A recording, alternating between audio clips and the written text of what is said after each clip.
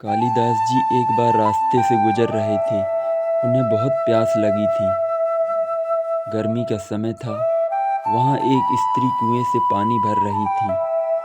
कालिदास जी उस स्त्री के पास पहुँचे और बोले, माते, पानी पिला दीजिए, बड़ा पुण्य होगा।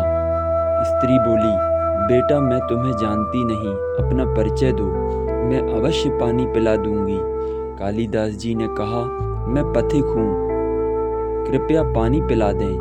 स्त्री बोली, तुम पथिक कैसे हो सकते हो? पथिक तो केवल दो ही हैं, सूर्य और चंद्रमा, जो कभी रुकते नहीं, हमेशा चलते रहते हैं।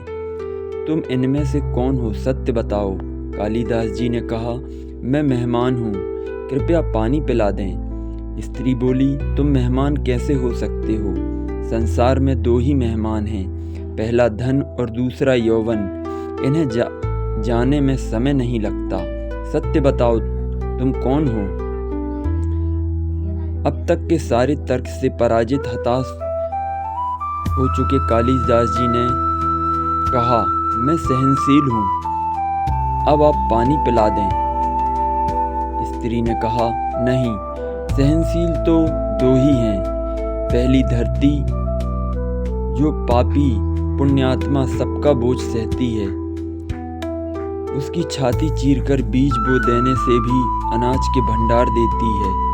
दूसरे पेड़, जिनको पत्थर मारो फिर भी मीठे फल देते हैं। तुम सहनशील नहीं, सच बताओ, तुम कौन हो? कालिदास जी लगभग मूर्छा की स्थिति में आ गए और तर्क वितर्क से झल्लाकर बोले, मैं हठी हूँ। स्त्री बोली, फिर असत्य? हठी तो दो ही हैं, पहला नख और दूसरे केस, कितना भी काटो बार बार निकल आते हैं। सत्य कहें, ब्राह्मण कौन हैं आप?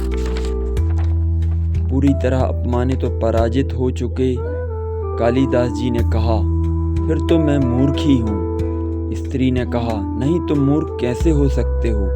मूर्ख तो दो ही हैं, पहला राजा, जो बिना योग्यता के भी सब पर शासन करता है, और दूसरा दरबारी, जो राजा को प्रसन्न करने के लिए गलत बात पर भी तर्क करके उसको सही सिद्ध करने की चेष्टा करता है।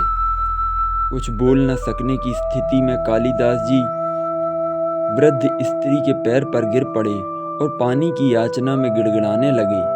वृद्धा ने कहा, उठो वत्स। आवाज सुनकर कालिदास जी ने ऊपर देखा तो साक्षात माता सरस्वती वहां खड़ी थी। कालिदास जी पुनः नतमस्तक हो गए। माता ने कहा, शिक्षा से ज्ञान आता है, ना कि अहंकार। तूने शिक्षा के बल पर प्राप्त मान और प्रतिष्ठा को ही अपनी उपलब्धि मान लिया और अहंकार कर बैठा। इसलिए मुझे तुम्हारे चक्षु खोलने के लिए ये स्वांग करना पड़ा। कालिदास जी को अपनी गलती समझ में आ गई और भरपेट पानी पीकर वे आगे चल पड़े। विद्वता पर कभी घमंड न करें, यही घमंड विद्वता को नष्ट कर देता है। दो चीजों को कभी व्यर्थ नहीं जाने देना चाहिए, अन्न के कण को और आनंद के क्षण को। जय श्री राम।